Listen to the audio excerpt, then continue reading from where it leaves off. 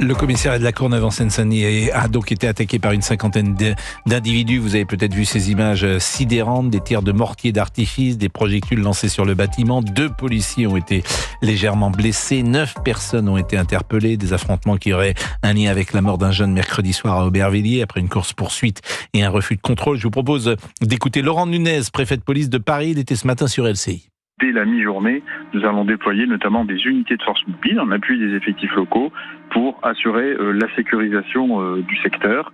Mais je reste prudent évidemment, mais on ne peut pas exclure effectivement qu'il y ait une volonté de renouveler de ce type d'action.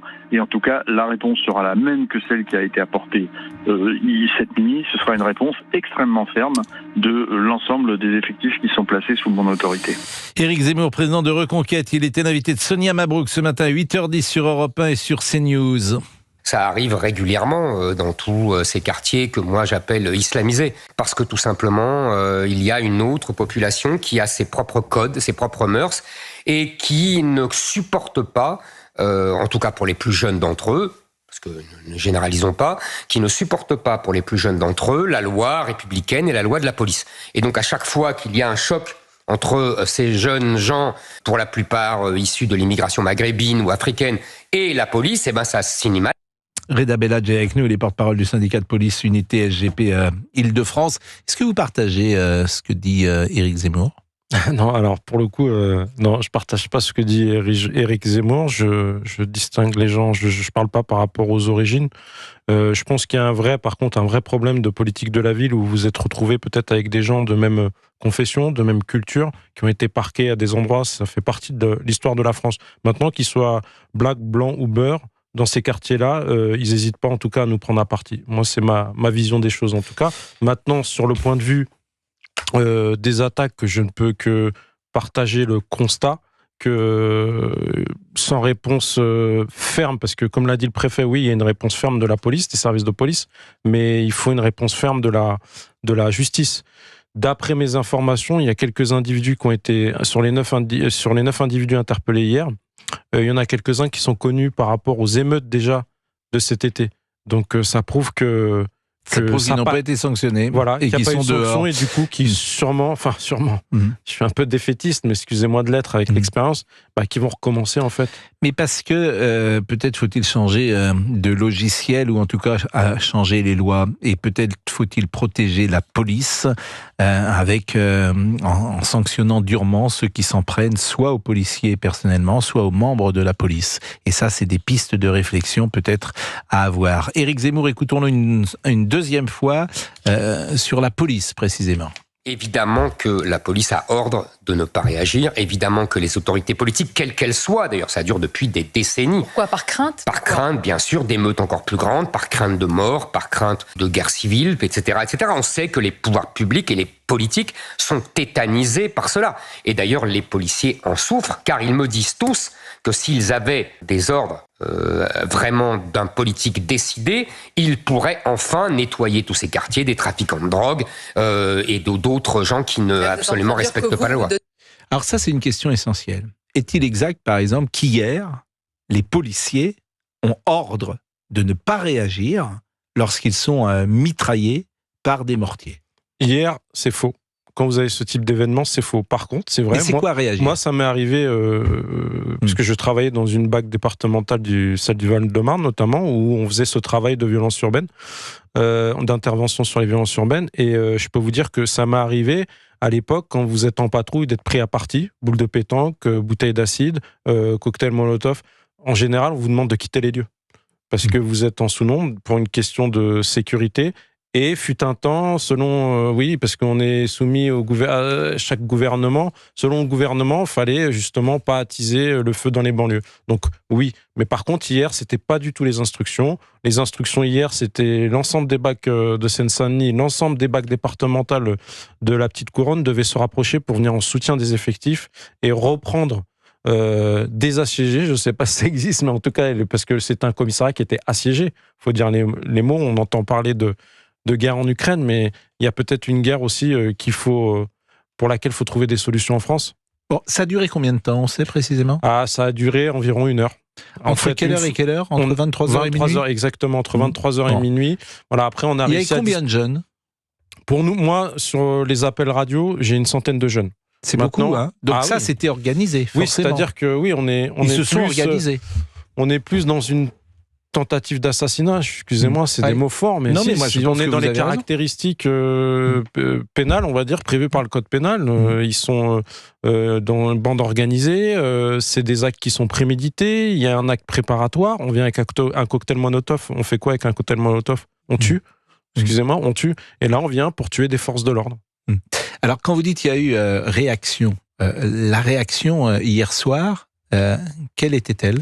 La réaction hier soir, c'est les brigades anti-criminalité qui viennent sur place, qui font usage de ce que certains partis politiques veulent nous supprimer, le LBD, qui donne des armes de défense et de dispersion, le Cougar, qui permet de, justement, c'est la seule arme qu'on a avec le LBD, qui peut disperser à distance, parce qu'il faut savoir pour disperser, pour arriver à toucher un individu qui vous tire dessus au mortier, à part un Cougar, vous pouvez pas, parce qu'avec le Cougar... Cougar, c'est quoi? Cougar, c'est une arme de défense utilisée en maintien de l'ordre ou dans le cadre des violences urbaines qui va lancer une grenade lacrymogène qui peut aller de 50, 100 à 200 mètres. Donc quand vous êtes face, c'est ça s'adapter, quand vous êtes face à des individus qui veulent en découdre avec les forces de l'ordre et qui tirent avec des mortiers qui tirent des 380 coups, avec des artifices qui vont à peu près à 80 km/h. Je ne sais pas si vous imaginez l'impact que ça peut faire sur un véhicule de police ou une personne lambda. C'est notre moyen de dissuasion. Il y avait combien de personnes dans ce commissariat hier? En général, une brigade de nuit, ça dépend des commissariats, mais c'est ça.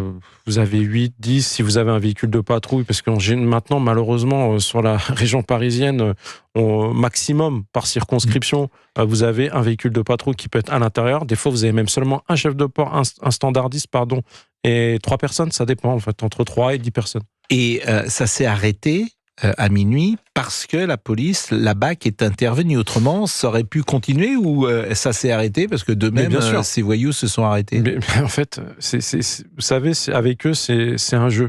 À partir du moment où il n'y a pas de répression, c'est un jeu. Je ne sais pas si j'ai le droit d'utiliser ces mots-là, mais en fait, là, nous, les gamins, moi, à mon âge, on joue à Tomb Raider. Je ne sais pas si vous connaissez les jeux. Non. Aujourd'hui, je joue à GTA. Voilà.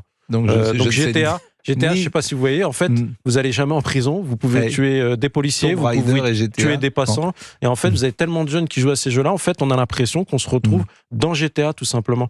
Et si jamais on les arrête pas tout de suite, vous avez des groupes qui se forment, et à ce moment-là, ils s'attaquent, après le commissariat, s'ils n'arrivent pas à rentrer, ils s'attaquent aux véhicules de police, ensuite ils s'attaquent aux véhicules des particuliers qui, eux, n'ont rien demandé, et puis bien sûr, on a eu des feux de poubelle. Reda Belladj, vous êtes porte-parole du syndicat de police Unité SGP Île-de-France. Et vous-même, vous êtes un enfant issu de la diversité. Je ne sais pas si c'était vos parents, vos grands-parents qui sont venus en France. Oui, tout à fait, oui. Vous avez grandi dans quel... En banlieue, à Champigny-sur-Marne. Donc vous connaissez bien ces jeunes. Oui. En tout cas, est-ce que vous diriez que par vos origines, vous avez un contact plus facile avec eux pour essayer ou de les comprendre ou simplement de... Face à des gens qui avaient des doutes à l'époque quand je suis rentré dans la police, il y a 25 ans, 26 ans. Vous faites jeune. Merci, ça fait plaisir. Quand je suis rentré, face à des personnes intelligentes qui veulent s'en sortir, c'était facile. Parce que des fois, ils disaient, non, lui, il me touche pas, vous me touchez. Mais nous, les policiers, justement, on est là pour... C'est comme avec les femmes, c'est-à-dire que si on peut créer un lien, on crée un lien. On n'est pas là pour violenter les gens, contrairement à ce qu'on essaie de faire croire. Maintenant, vous avez d'autres individus. Là, on a l'impression que c'est une multiplication qui, eux, c'était l'inverse. C'est-à-dire que moi, le racisme, je ne prends pas, parce que vous m'en parlez, je l'ai subi avec ces genres de gens. On m'appelait, à l'époque, dans certaines cités, poulet grillé, parce que c'était les premiers jeunes issus de l'immigration, il y a 26 ans, qui venaient nord-africains, pardon. Et donc moi, ils avaient que de la haine contre nous, en fait. Donc je l'ai pas spécialement bien vécu, mais d'un autre côté, les collègues, ils ont vu qu'aussi être issus de l'immigration dans la police, c'est pas évident. Et du coup, finalement, on fait son trou, et puis on a une police qui aujourd'hui est multiculturelle et qui se porte bien. Et cette banlieue dans laquelle vous avez grandi de Champigny-sur-Marne, peut-être avez-vous encore de la famille aujourd'hui ? Oui. Vous y retournez. En quoi a-t-elle changé ? Diriez-vous que c'est plus violent ? Et pensez-vous qu'il y a quand même un espoir de refaire... Ah non, mais ça a complètement rien à voir avec avant, en fait. Quand vous allez... Moi, ça commençait déjà quand j'étais affecté au commissariat pour la petite histoire de Champigny. On se faisait attaquer aussi à l'époque parce que, soi-disant, on avait gazé une mère sur une perquisition, la mère d'un individu mis en cause. On a eu 4 jours d'émeute sur le commissariat, 4 jours d'attaque. Ça a commencé là. Déjà, avant, il y avait ce respect. Quand vous interpelliez le bandit, il y avait ce jeu de chat à la souris, mais quand vous interpelliez le bandit, il se laissait faire. Maintenant, aujourd'hui, vous pouvez plus être... si vous êtes identifié comme policier, tenu ou pas tenu, vous tombez sur un groupe de 4-5 individus, vous pouvez faire vos prières, excusez-moi le terme, vous pouvez faire vos prières. Surtout quand on voit aujourd'hui qu'ils sont armés de couteaux avec tous les risques qu'il y a, ils n'hésitent pas à attaquer des policiers, voire même à tirer sur des policiers.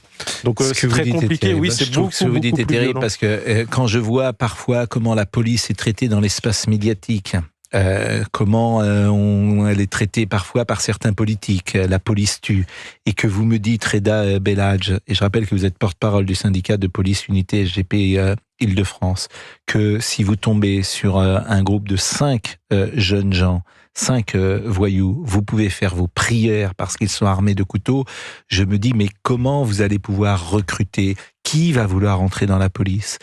Est-ce que dans quelques années, il sera encore possible de trouver des policiers, des gens qui ont le sens du devoir ? C'est un sacerdoce. Ça va être de plus en plus compliqué parce que, vous voyez, avec les réseaux sociaux, les choses ne s'arrangent pas.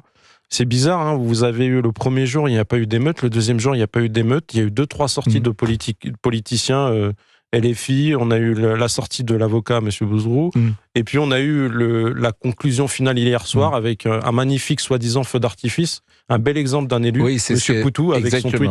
Donc avec tout ça, et nous, à notre époque, moi quand je suis rentré dans la police, il n'y avait pas ça. Tous les politiciens, je suis désolé de le dire, ils jugeaient pas la police, ils ne stigmatisaient pas la police, et après il y a du cas par cas, bien sûr la police n'est pas parfaite, mais de manière générale, on n'appelait pas avec le type de slogan dont vous avez...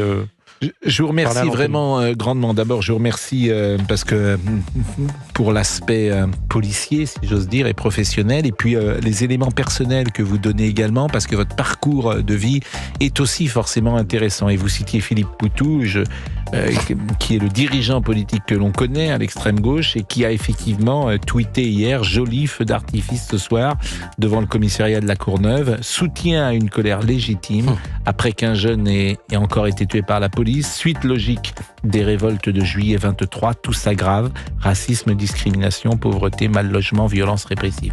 Effectivement, c'est une manière d'attiser le feu que de dire ça.